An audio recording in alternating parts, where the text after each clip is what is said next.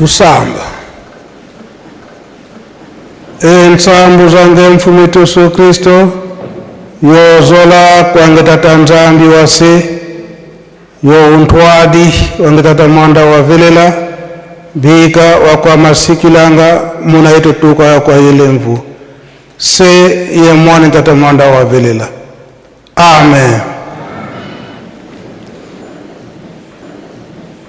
O kombo ya tata ya mwana pe tata Molimo Santo. Toyebiete lelo ezali le 4 août l'an 2022. Le 4 août ezali nde mukolo oyo bapesi biso babilenge. Nani mutapesi biso mukolo oyo? Biso moko tolandaki na tongo na message oyo totiaki ya papa Mukonjabule, papa Diangenda Kuntima. Mingi tokozolaka discret, surtout tango tokotiaka ba message awa nankamba yango tozwi système ya kosaleke tango mukolo wane toza na carnaval na libanda totie ba message ya batata na biso po ete tokoka kolanda batata balobaki nini, balingi nini mpona biso ba jeune.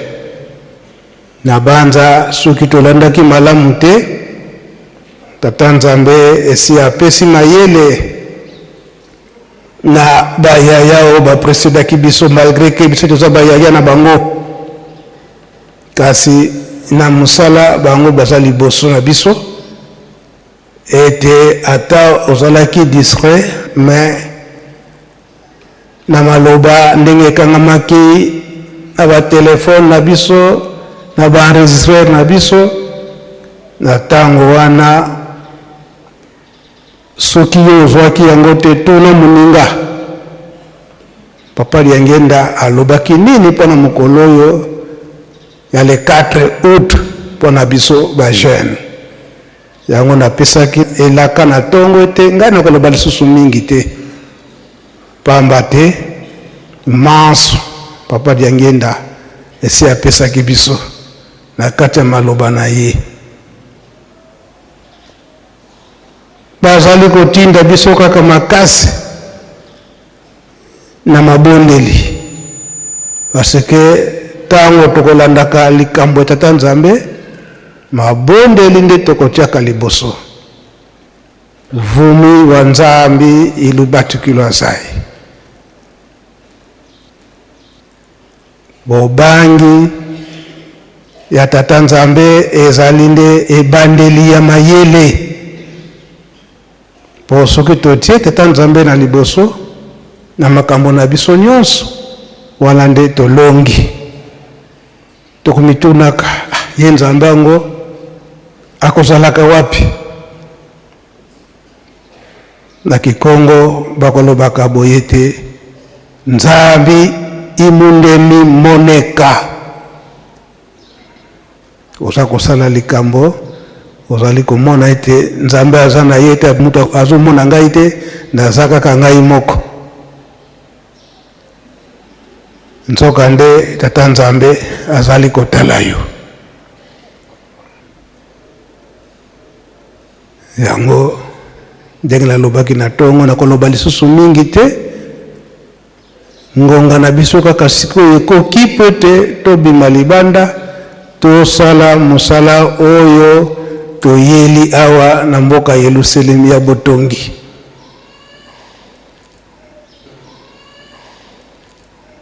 Papa Mfumu Mbanza, Papa Dialunga na Kiangani, abandaki koloba mingi pona botongi Yerusalemu. Susi na ye tango nyonso banani oyo bakososola po ete Yerusalemu ekoka kotongama. ye alobi ete oyo balingi Yelusalemi tikete banzoto na bango ezala makasi, bamaladi ezala te, misala na bango epambwama, misala na bango epambwama. Wana liloba papa Mfuma Mbanza, papa Dalunga na Kiangani. Makasi na mabondeli oyo balingi Yelusalemi tikete banzoto na bango ezala makasi, misala na bango epambwama. Elingi koloba nini? Oyo tozali kotonga Yelusalemi, bikate litango ezali koya, toyebi ete Yelusalemi botongi eza kuna, na kati na lingomba botongi ezali, bikate ezali koya ya solo. Kaka toujours na papa Mfuma Mbanza tokoyoka ete tokoya kolela ete papa posa ya kopesa ezali, kasi bozwi pasi pe toye kobakise na kati na lingomba bikateli eleki mingi. Papa Mfuma Mbanza alibien nzengolo za zingi kanzi te yenzilane, ebombo mpe yenzilane. Papa Mfuma Mbanza bikateli eleki mingi, me ye aye kopesa réponse. Zolo na munoko ezali ya kokangana, eza esika moko, kasi soyi na nzela na ye, miyoyo pe na nzela na ye. Soki soyi ezali te, mwaye nzoto esala malamu ezali te. Soki pe miyoyo ezo circule malamu te, mwaye pe nzoto esala malamu ezali te. Papa Dialungana elakisi ete maso ezokende na kati na lingomba toyima te, bango moko bayebi ndenge nini bakopesela biso. Ba jeune ba papa bateyi biso mingi, tomekaki kolanda extrait ya papa Diangena na Tongo. Tango papa Simon Kimbangu alakisi ye etala ba jeune oyo bakosala na yo, biso nyonso tolandaki malamu, bampaka pe bazalaki na kati. Kasi papa Diangena alobi ete oyo si bakoli pasi mingi te, pamba te bayibi deja lekeseni ndenge nini akokosala po ete akoka kobika. Me oyo ya mike oyo mpona nini papa Diangena abangaki? Kote ya bana mike ezalaka pasi, bakomportema na biso. Kasi papa Simon Kimbangu ayebisi ete kobanga te ngai na kozala na yo, bakomportema ya biso ba jeune. Maloba ya ye papa Diangena kontinua po ezali mingi mpona kolekisa nyonso eza mwa mpasi. Aobi tala suki ya ba jeune, ezala ba jeune fille, ba jeune garçon, ba comportement partir ya suki. Oyo tofandi na papa Mfuma Ndongo, papa Diangena kutima to ba papa bango nyonso misato akolinga te jeune garçon oyo akozala na suki ebele, akolinga te oyo akozala na mandefu na ba jeune garçon. Donc on a surtout mandefu. Suka mone na mandefu eke usefu kitudu dikina kia nkombo. Donc mandefu lokola yantaba. Elakisi ete ba papa balinga ki comportement mabete na biso ba jeune. Elateli ba jeune fille na ba jeune garçon. Papa Mfuma Ndongo, papa Diangena mokolo mususu alobi ete mingi ba jeune fille bazali ko se gêner pona kotia kitambala na libanda, atie ba mesh na ye makambo nyonso. Kitambala ekoma ya kobomba na kati ya shakos, soka komika pembeni ya paroisse atie kitambala. Wana ezali comportement ya ba jeune kimbangiste te elamba ba jeune fille okomona atie ya mkuse soki akomi pembeni ya paroisse azwi liputa atie likolo me esika outi na cité otamboli na ndenge esengeli te na elateli ya elamba nyonso wana bapapa bazalaki koreproche biso yango po ete tokoka kolonga biso bajeune tolanda kaka mibeko ya batata oyo bazali koteya biso bakomportema na biso ndenge tata baza koteya biso butu moi tokoye kobakisa likambo mosusu oyo biso bajeune tozali kose prendre toza na mpasi surtout batambolisi ya la jeunesse toza na mpasi mpo na botongi toyebi ete bapesa biso kaka mokolo moko oyo ezali ya mardi et souvent na pokwa chaque mardi na pokwa kasi la jeunesse eza na difficulté na botongi pamba te mwalo meya wana yango ekosalisa bajeune tata mokonzi abule mpe azopesa bango misala esika nini bakozwila mbongo wana ndenge toza kolobela yango ndenge toyokeli na message ya papa Diangenda la jeunesse to ijiki ezali koenglobe ba mouvement nyonso ya lingomba ya tata Simon Kimbangu ndenge nalobi boyoka bien ndenge papa Diangenda alobelaki yango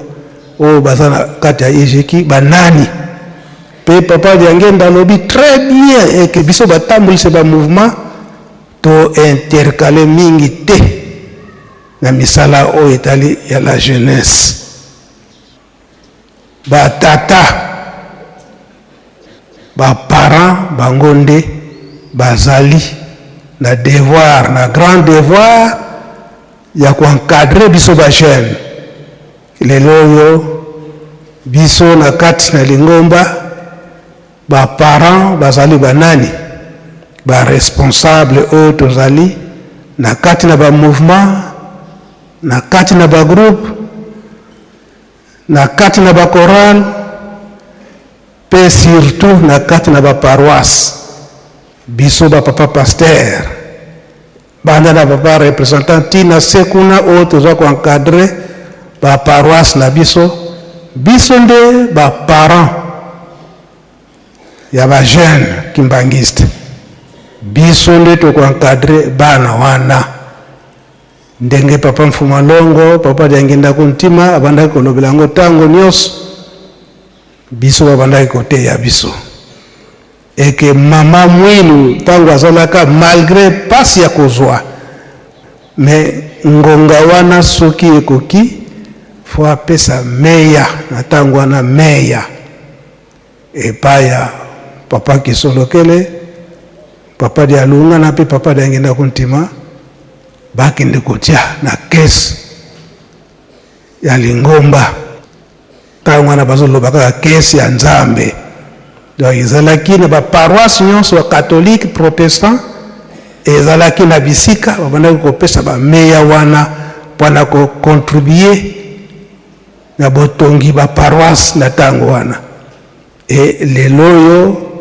ezali na biso bakimbangiste mingi eke foto tonga lingomba na biso yango tomonaka bantsinsani yango tomonaka babikateli nyonso wana ebandi lelo te banda kala ndenge nalobeli yango ngonga wana soki ekoki na tango wana babandaki kobenga yango matondo ndenge tomonaka epai na biso chaque année ezalaka na mokolo oyo bakobengaka fete ya matondo donc fete oyo ya kopesa mabonja epai ya tata nzambe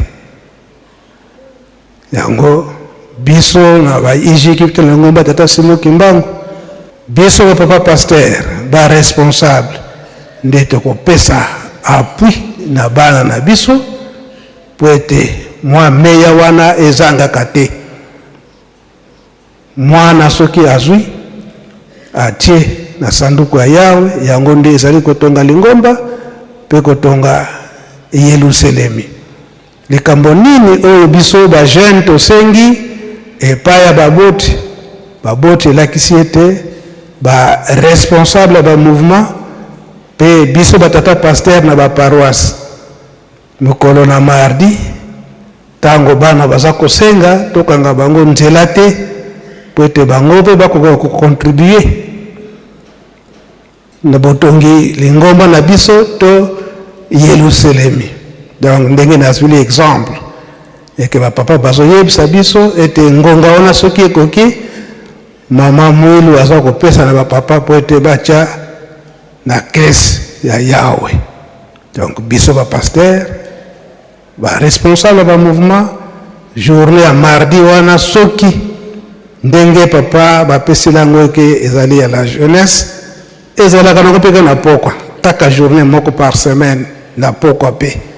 Donc to facilité bana na biso mwa lomeya wana po ete bango pe to biso pe tokoka kotonga na yango demande ya biso ba jeune epai ya biso baboti ndenge nalobi malamu ete biso ba responsable ba mouvement na banganga nzambe nyonso na ba paroisse tata mokonzi ya bule apesi musala munene oyo ezali ete nzanza bisadi na ejiki na ndenge tondimaka na misu ya tata Molimo Santo nde musala wana si esili kasi soki ezali kotrene mpona nini esika wana mpona bana bozwi pasi pe organisation malamu ezali te.